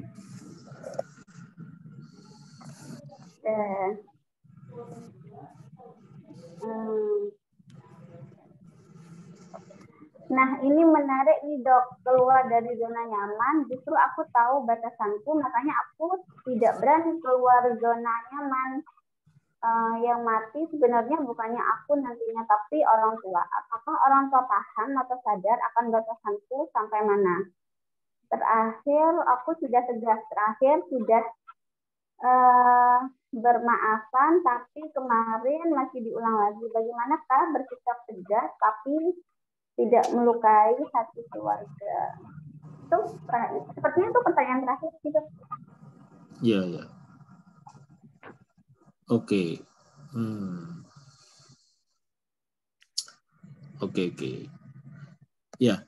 Jadi ini terkait dengan zona nyaman tadi sama batasan yang tegas gitu ya. Iya benar. Memang jika terkait dengan orang tua, dengan keluarga, orang-orang dekat itu akan sangat sulit ya, karena tiap hari ketemu atau sering ketemu atau intensitasnya tinggi gitu ya. Semakin sebuah relasi itu intensitasnya tinggi, maka kemungkinan saling melukainya lebih besar. Ya. Semakin sebuah relasi itu intensitasnya rendah dan jaraknya jauh, maka semakin tidak mudah melukai kita. Nah ini menjadi rumit karena orang-orang dekat itu belum tentu batasannya sehat juga ya. Mungkin kita sudah belajar untuk membangun batasan sehat, mungkin kita sudah belajar untuk ngomong baik-baik, mungkin kita sudah tegas gitu. tapi apakah orang sekitar kita juga sehat? Gitu ya. Apakah orang sekitar kita ngerti untuk menjaga perasaan orang lain? Apakah orang sekitar kita ngerti untuk menjaga perasaan kita? Apakah mereka mampu juga menghargai batasan kita? Nah, ini menjadi rumit jika orang-orang itu adalah orang dekat gitu ya, keluarga atau mungkin pasangan atau mungkin sahabat dekat gitu. Itu menjadi rumit gitu ya. Nah, yang perlu dilakukan itu bagaimana? Ya kalau yang bisa saya sampaikan ya, yang coba saya tawarkan adalah memang mau tidak mau tetap tegas ya. Tetap kita harus bangun batasan sehat. Mau bagaimanapun orangnya, mau semena-mena apapun orangnya, kita tetap harus kokoh dengan ketegasan kita. Kita tidak boleh goyah karena dia terus memaksa mendobrak batasan kita. Kita tetap harus kokoh membangun batasan kita dan menegaskan kekokohannya. Tapi ingat, batasan yang kokoh bukanlah keras, bukanlah reaktif, bukanlah dingin, bukanlah menutup diri. Ingat, bukan itu, tapi kokoh. Jadi kita tetap say no, kita tetap jelasin. Dan kalau dia masih mendobrak, kita cukup jelasin. Kan saya sudah pernah bilang, mohon maaf ya, saya bukan yang ini, tapi saya sudah pernah bilang. Udah, kita pergi. Jadi kita tidak perlu marah, tidak perlu keras, tidak perlu menutup diri, tapi sekedar tegas ya, tegas. Dan kalau masih begitu kan tetap tegas. Sampai terakhir ketegasan kita naikkan. Kalau memang kita sudah tegas berkali-kali, dia masih begitu, ya kita pergi saja. Ngapain kita udah dekat-dekat di situ? Memang, nah ini menimbulkan masalah lain nanti. Kalau kita memilih pergi, tetapi itu adalah orang dekat, nah bisa jadi mereka yang terluka. Kok kamu pergi sih segala macam? Ya, sebenarnya dalam menjaga batasan yang sehat, kita boleh kok untuk meninggalkan situasi itu. Jika memang situasi itu sudah sangat toksik, kita boleh meninggalkan situasi itu justru supaya untuk menjaga batasan kita biar tetap sehat. Karena jangan sampai dia sudah korban, maksudnya dia korban, makanya dia korban dari kebencian atau dia korban dari kesemena-menaan, lalu kita dijadikan korban juga. Mendingan kita selamatkan diri kita dulu. Kalau nanti kita sudah siap, kira-kira kita sudah sanggup, baru kita hadapi lagi. Mungkin kurang lebih seperti itu ya. Mungkin kita perlu waktu untuk sekedar mundur gitu ya.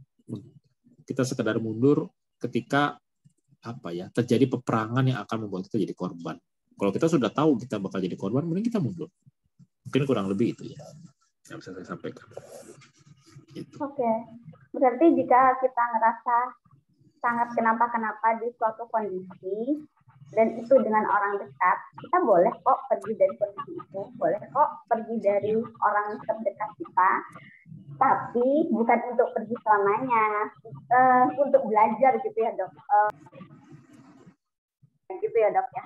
Nanti kalau udah cukup kokoh, udah cukup stabil, bolehlah balik ke kondisi yang tadi katanya bikin sangat kenapa-kenapa gitu. Jadi perginya itu sebenarnya untuk membuat dirinya kita itu kokoh, bukan untuk pergi selamanya gitu ya dok ya. Iya betul. Jadi untuk mengambil jeda, untuk memulihkan diri, dan untuk menghindari jangan sampai kita jadi korban. Jadi kita selamatkan diri dulu. Ntar kalau situasinya sudah aman, kita juga sudah lebih stabil, kita sudah lebih tenang, kita bisa balik lagi. Seperti itu. Oke. Bentar. Oh ya. Sepertinya udah sih dok, itu sepertinya pertanyaan terakhir sih. Nanti kalau masih ada pertanyaan berikutnya yang udah tergabung di grup WA ya, di grup WA Ruang Hati itu, boleh lanjut nanya-nanya di sana, boleh kayak gitu. Mungkin itu ya, karena ini sudah jam 9 lewat. Agar tidak terlalu malam, karena udah waktu istirahat, saya kembalikan ke Kak Jana. Sebelumnya terima kasih banyak ya dok, udah nemenin belajar malam ini. Siap, makasih semua. Selamat malam. Ya, oke. Terima kasih Kak Galuh sudah menemani kita, dan terima kasih dokter atas materinya. Sebelum acara ditutup, mari kita simak satu video dulu yuk. Gimana sih videonya? Oke. Check this out.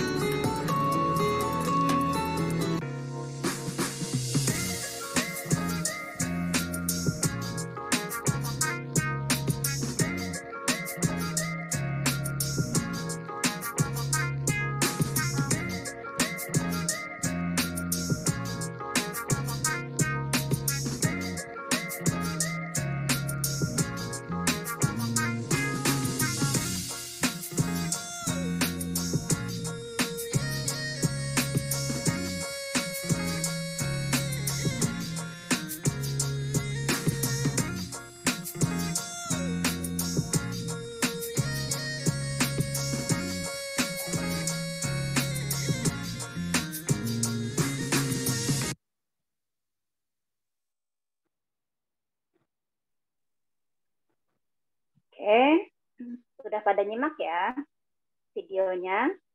Saya izin menginfokan agenda ruang hati berikutnya ya. Jadi teman-teman, ruang hati itu punya agenda besar, yaitu kelas pembelajaran ruang hati. Yang tadi, seperti yang tadi sudah disebutkan ya. Nah, kelas ini akan diisi langsung oleh founder ruang hati, yaitu Dr. Steven. Dan juga nih, nantinya di kelas itu ada pendampingan dari para fasilitator ruang hati. Sehingga jika dalam pembelajaran 2 bulan nanti ada hal-hal yang belum dipahami atau ada hal-hal yang ingin ditanyakan atau didiskusikan, bisa dibantu oleh fasilitator ruang hati. Kapan nih acaranya? Nah, acaranya itu akan diadakan pada pekan depan.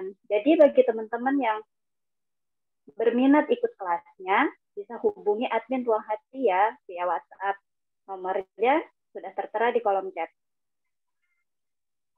Dan yang terakhir, saya akan mengajak teman-teman semua untuk berterima kasih kepada diri sendiri karena sudah bertahan dan selalu bersedia berjalan kembali. Dan mari kita memeluk diri kita yang sudah menemani setiap langkah kita. Oke, sekian dulu dari kami. Terima kasih Dr. Steven atas materi malam ini. Terima kasih Kak Galuh sudah menemani kita di acara malam ini. Dan terima kasih juga atas semua teman-teman ruang hati yang sudah berlapang-lapang hadir, sudah bersedia belajar bareng kami semua. Selamat malam dan selamat beristirahat. Sampai bertemu di kelas. Dah. Malam semuanya, sehat. Malam semua.